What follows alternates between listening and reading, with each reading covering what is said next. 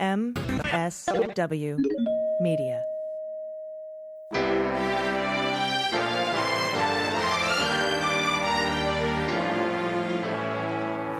So to be clear, Mr. Trump has no financial relationships with any Russian oligarchs. That's what he said. That's what I said. That's obviously what our position is. I'm not aware of any of those activities.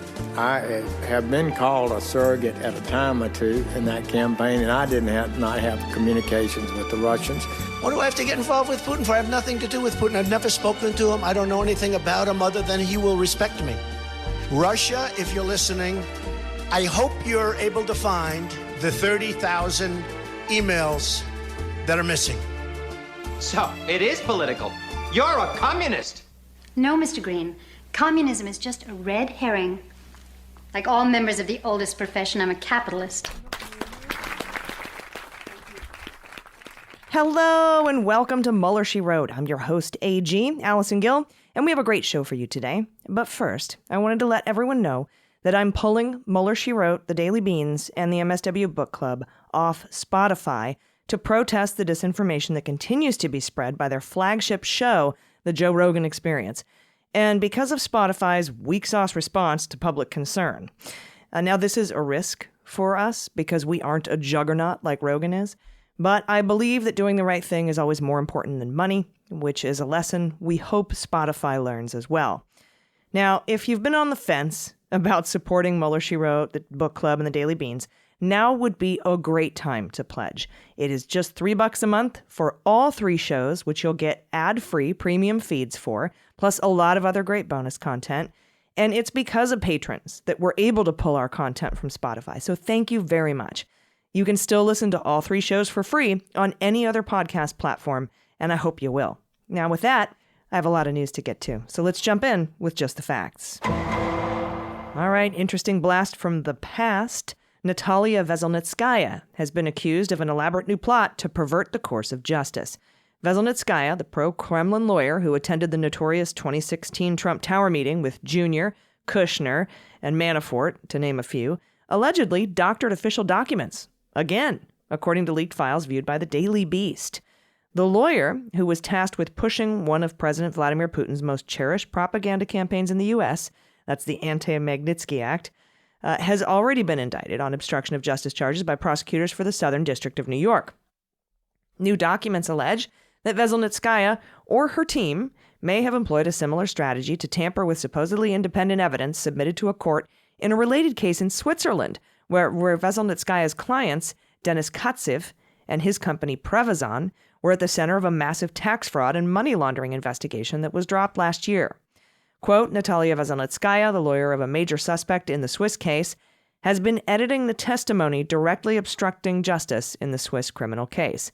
And that's a document laying out new evidence submitted to the Federal Criminal Court of Switzerland, which has been seen by the Daily Beast. The court filing by Hermitage Capital, that's Bill Browder, who the Russian government blames for the fraud, by the way, includes emails obtained by the Dossier Center, which is an anti-corruption organization based in London, which appear to show that formal evidence from the Russian state in the case against Veselnitskaya's client was not independently produced, as Moscow had claimed. The metadata on one crucial Word document handed over by the Prosecutor General's office in Moscow shows that one of the editors of the report was an account in the name of Veselnitskaya NV. Metadata on a second Word document, also obtained by the Dossier Center, showed that the file was authored by someone called Natalia and then edited by an account called Mitisova N.A. That's Natalia Alexandrovna Mitisova, and that's the name of Veselnitskaya's stepdaughter, by the way, and former colleague from when they both worked at the law firm Camerton Consulting. Now, the second document, seen by the Beast, was the translation of a supposedly independent investigator's report commissioned by Russian officials, which became a key piece of evidence in the case. Neither Veselnitskaya nor Mitisova responded to a request for comment. U.S. prosecutors indicted Veselnitskaya in January 2019 over similar allegations.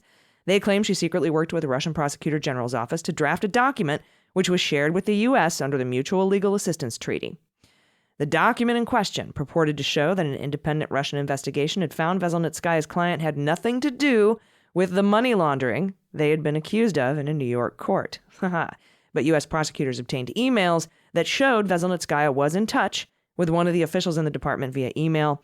Examination of the Word documents they shared showed that Veselnitskaya made crucial revisions to the document using the track changes feature.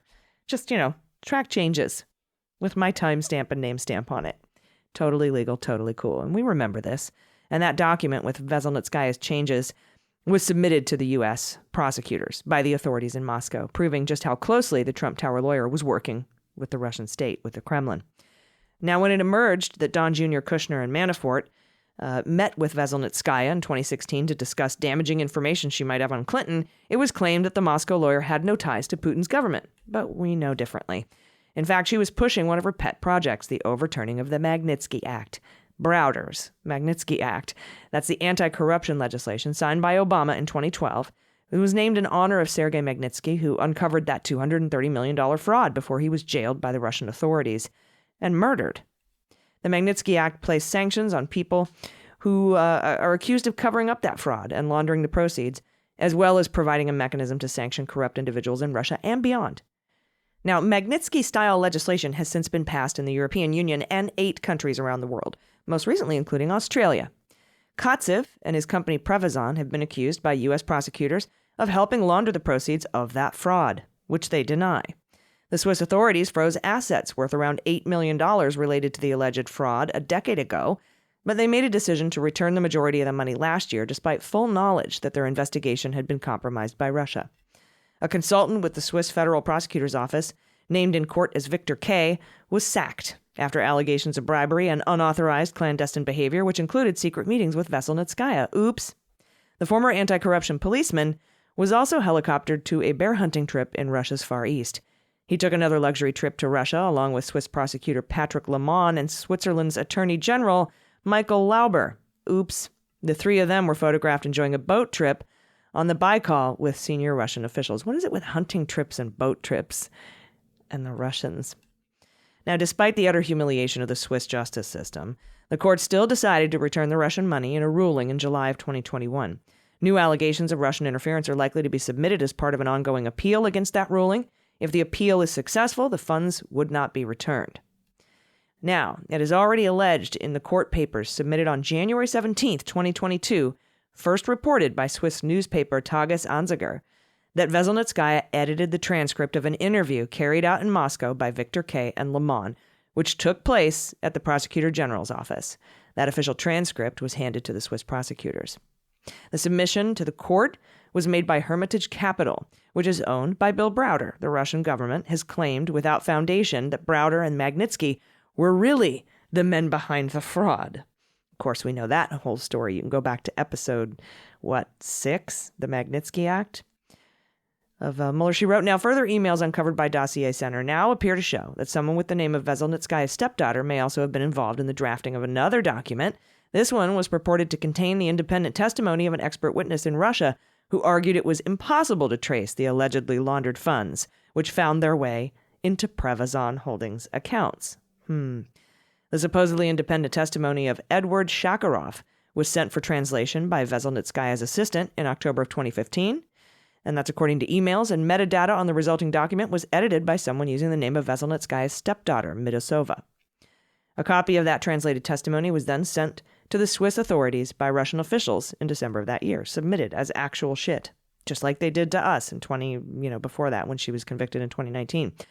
This evidence appeared to really strike a chord with the Swiss authorities since the prosecutor's closing order mentioned Sharakov's name 15 times.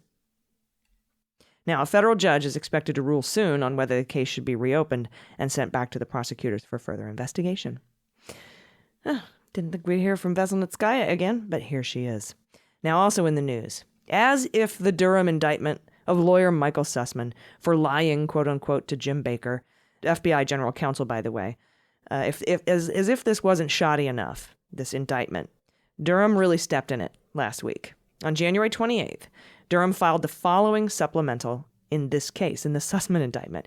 After reviewing the special counsel's office public filing, Department of Justice, Office of Inspector General, brought to my attention, based on a review of its records, that about 4 years ago, on February 9th, 2018, in connection with another criminal investigation I was conducting, An OIG special agent who was providing some support in that investigation informed Assistant United States Attorney working with Durham that the OIG had requested custody of a number of FBI cell phones.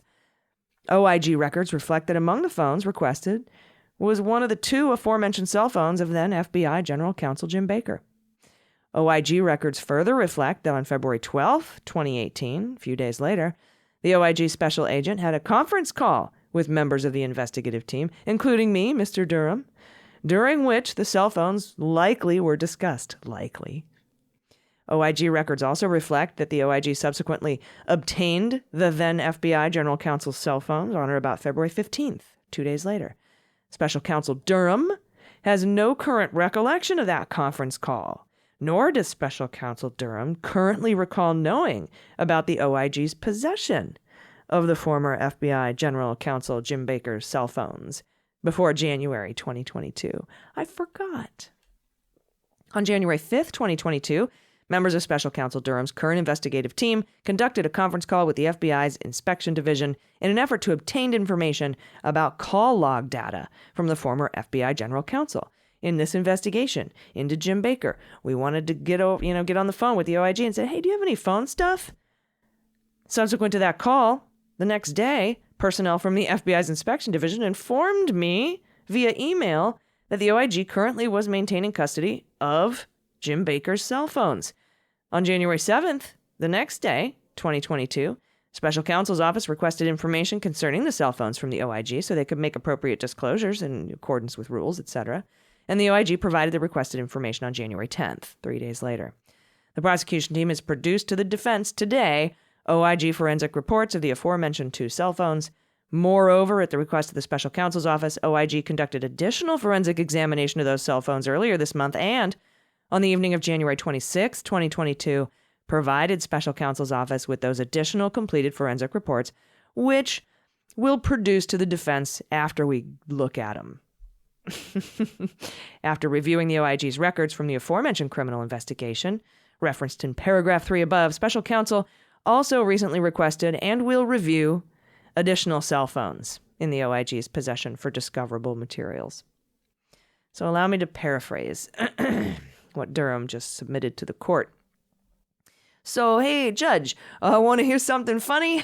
Well, funny interesting, not funny haha, right? More funny peculiar. So, get this. In 2018, Trump had me investigating Baker, who he hated because he was one of the guys Comey shared his contemporaneous notes with back in the day when he was trying to obstruct the investigation into Flynn, right? See? But so anyhow, I was investigating Baker for Donald because he totally weaponized the DOJ. And during that investigation, there were two cell phones belonging to Baker that I got, and I was trying to get the call log data so I could prove Baker was the leaker and a liar to the press, which he wasn't and whatever. But anyhow, I totally forgot about those phones, even though I asked for them back in the day. There may be... they might have some exculpatory evidence on them. I don't know. I'm going to review them, so I figures I should tell you about it, Your Honor. What a tool. I put beans on it before, I'll put beans on it now. The Sussman indictment and the entire Durham probe is trash. All right, up next from Gerstein at Politico. A federal appeals court signaled Wednesday that it is inclined to give journalists another chance to argue for the public release of the Justice Department's basis for obtaining a search warrant in 2020 for Senator Richard Burr's phone as part of an insider trading investigation. Again, the federal appeals court has signaled they're inclined to give journalists another chance to get the public release of the Barr's Justice Department's basis for the search warrant for Burr's phone. Do you remember when all that shit went down and I said, they are going after Burr. They are going after him. They've subpoenaed his phones. The Department of Justice and Barr and Trump are going after Burr because of Burr's, release of the, 5 volumes of the, Senate's thing in the Mueller report. I mean, they were going after him politically. He was a political enemy to them, and they wanted Marco Rubio to be in charge of that committee instead of Burr. Anyway, Justice Department officials informed Burr in January of 2021, a year ago, that the criminal investigation was closed. But last May, Chief Judge Beryl Howell on the Federal District Court in Washington issued a sweeping opinion denying the Los Angeles Times request to see what justified the unusual search warrant aimed at the senator. It's unusual. That search warrant is weird. Now, during arguments on the issue this past Wednesday, all 3 D.C. Circuit Court of Appeals judges assigned to the newspaper's appeal criticized Howell's ruling for failing to address key factors established for disputes about public access to court records. Quote, "You're talking about activities of a sitting senator. You're talking about alleged insider trading by members of Congress. Congress, which is very much in the public discourse." That's Judge Greg Katsas, an appointee of Trump, by the way. There's not even a sentence about it. Quote, "We can't even find a sentence in the analysis section acknowledging and discussing the public interest in disclosure." That's Judge Patricia Millett, who was appointed by Obama. It only addresses one side of the privacy argument in this case. Judge Judith Rogers said Howell's decision denying access articulated the factors and made a conclusory statement that any right of access had been overcome by privacy interests and the government's law enforcement interests, but never really explained why. She was appointed by Bill Clinton. She says, "I think our circuit precedent has strongly indicated that's not enough." We don't have an analysis. So according to news reports, the search warrant was reportedly issued as part of an investigation into whether Burr, then chairman of the Senate Intelligence Committee, used information from official briefings on the perils of the coronavirus to make stock trades that earned money or saved him from the major market turndown in early 2020. And if he did that, we should know. But I think they were doing it for other reasons, obtaining his phone records and getting search warrants. While the Justice Department never formally acknowledged the search, unnamed law enforcement officials did confirm the end of the investigation was last year. However, at Wednesday's arguments, Justice Department lawyer Elizabeth Dinello described those statements as unauthorized disclosures. Current Justice Department lawyer said those statements about the ending of the investigation were unauthorized disclosures. Dinello ultimately conceded that some of the things the appeals judges were searching for in Howell's opinion just weren't there. "The opinion is what it is," said Dinello, who is assigned to the U.S. Attorney's Office in Washington.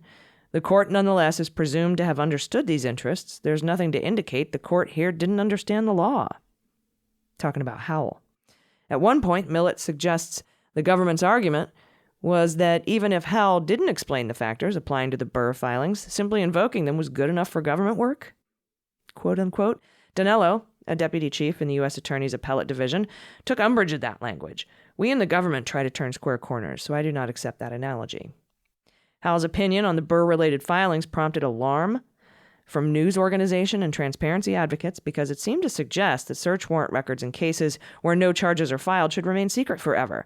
That conflicts with the longstanding practices of many federal, state, and local courts where such records are routinely unsealed after a specified amount of time or once an investigation is concluded, and this one was.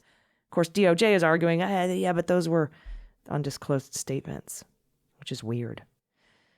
And the decision also seemed to be important because the practices of law enforcement agencies, which have traditionally been more secretive to the courts, have typically been more open. Now, at one point on Wednesday, Katsas also seemed to blur those lines. "There's pretty strong tradition that the government doesn't release materials like that," he said.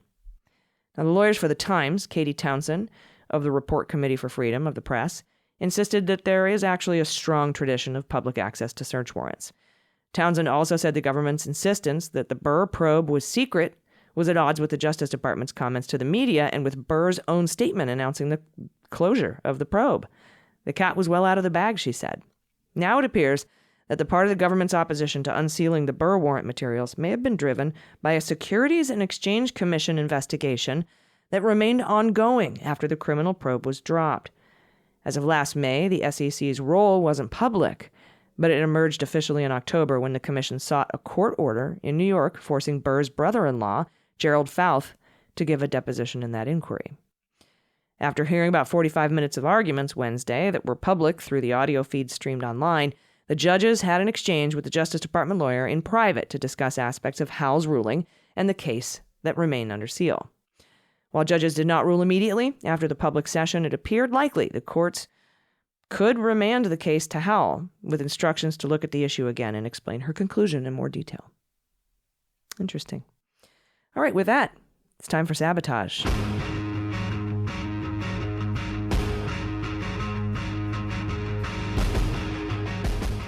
All right, Tom Barrack, longtime friend of Trump, on Monday filed a motion to dismiss the criminal case in federal court in Brooklyn, New York, arguing prosecutors had no proof he agreed to act as an agent of the UAE in trying to influence U.S. policy. I can't even say it with a straight face. Barrack and his assistant, Matthew Grimes, who's 28 and he's 60-something or 70-something, they live together.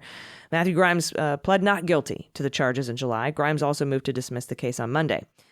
Quote, Mr. Barrack was never an agent of the UAE, nor did he commit obstruction or make any false statements. That's defense lawyer Daniel Petrocelli in the filing that we're talking about. There is no basis whatsoever for the charges against Mr. Barrack, and the indictment should be dismissed in its entirety. Now, Barrack and Grimes were indicted last year along with the third defendant, UAE national Rashid Al-Shahi, who remains at large, by the way. Barrack was released on $250 million in bail, one of the largest in recent memory, and while Grimes posted $5 million in bond. Al-Shahi was originally charged by the U.S. in a sealed criminal complaint in 2019. Prosecutors allege Barrack and Grimes engaged in a years-long scheme to try to shape the Trump administration's foreign policy in directions favored by the UAE, in part by developing a back-channel line of communication to U.S. officials. The UAE also tasked the men with trying to mold and influence public opinion through media appearances. This is fucking classic foreign agent. But Petrocelli said there's no proof that Tom Barrack reached any agreement with UAE officials or received anything of value in return for acting on their behalf. Without such an agreement, prosecutors were criminalizing core First Amendment activity by his client. Mr. Barrack stands accused of crimes for voicing long-held views about the Middle East and communicating with its leaders. That's what Petrocelli said. Grimes likewise argued that the government had no proof he agreed to act for the UAE, pointing out that he was an employee of Colony during that period covered by the indictment. He, quote, was Colony's agent, not an agent of the UAE, and that's his defense attorney, Abby Lowell.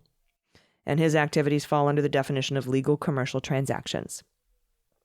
Now, Mr. Barrack directed Mr. Grimes' activity, and Colony paid Mr. Grimes' salary. That's what Abby Lowell says. Consistent with this reality, the indictment does not allege and could not allege that Mr. Grimes ever took direction from or was controlled by the UAE. So he's saying, look, he worked for Barrack. He was paid by Barrack. He was following Barrack's orders. And then the other lawyer is saying Barrack didn't take any orders from the UAE. So shit rolls uphill. Barrack's lawyers also said they received some highly exculpatory evidence just disclosed by the government, including 2 witnesses interviewed by federal investigators who directly refuted these allegations. According to Monday's filing, this evidence is irrefutably demonstrative that Mr. Barrack was not an agent of the UAE. The description of that evidence was among several sections redacted from this motion under a protective order covering information the government deems sensitive.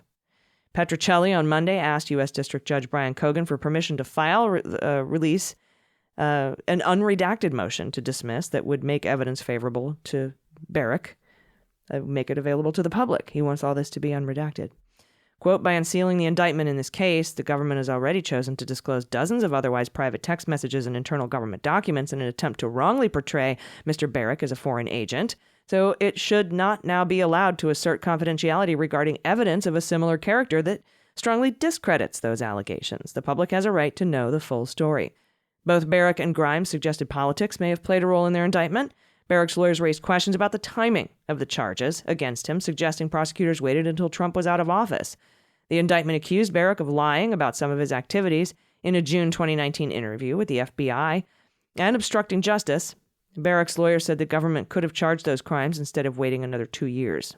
In a second filing on Monday, Grimes asked to review information about the grand jury that indicted him to determine if bias may have played a role.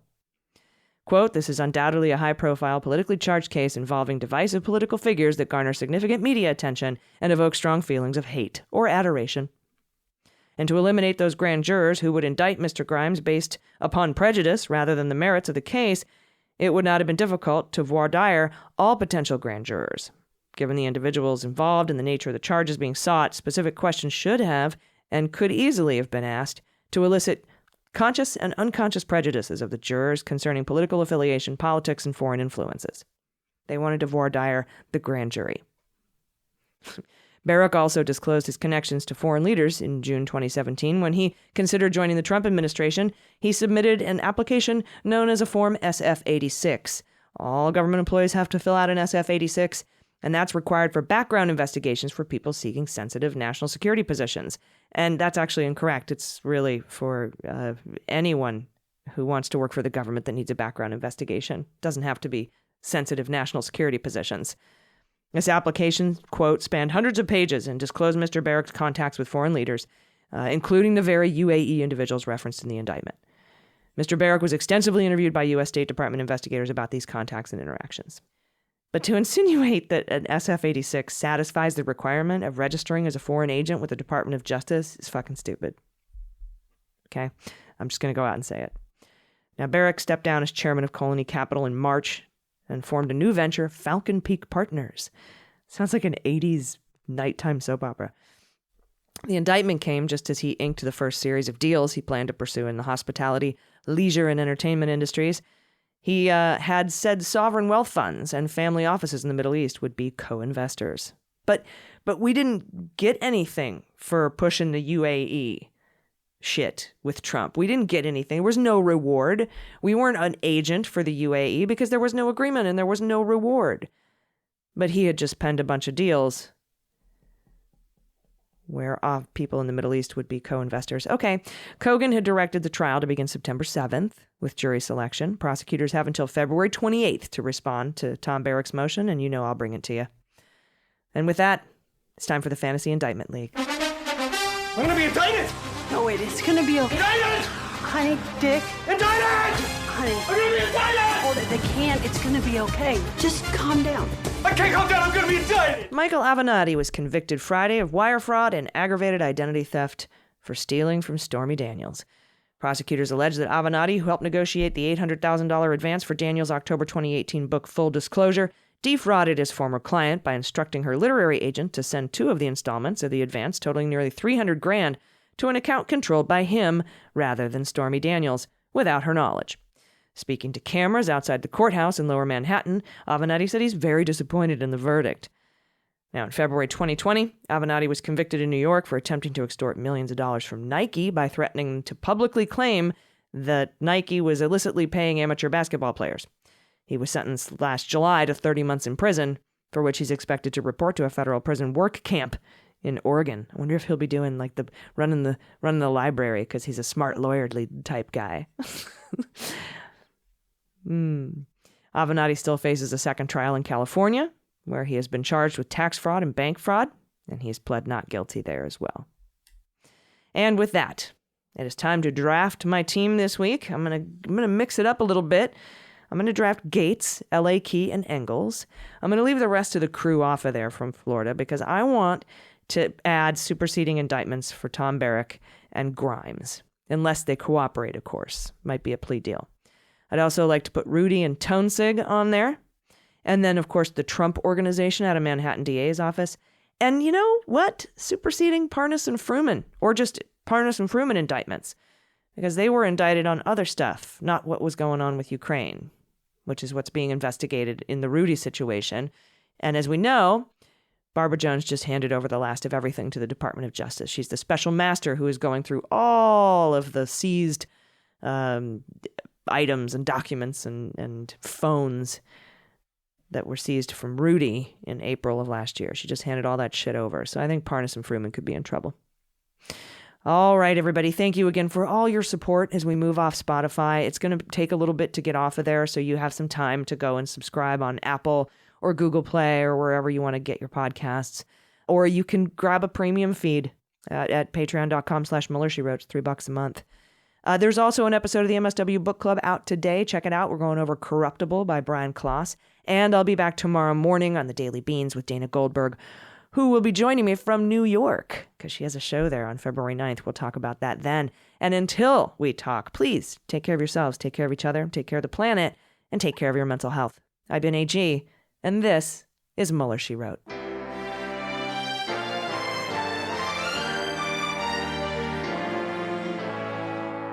Mueller, She Wrote is written and produced by Allison Gill in partnership with MSW Media. Sound design and engineering are by Molly Hockey. Jesse Egan is our copywriter, and our art and web designer by Joelle Reeder at Moxie Design Studios.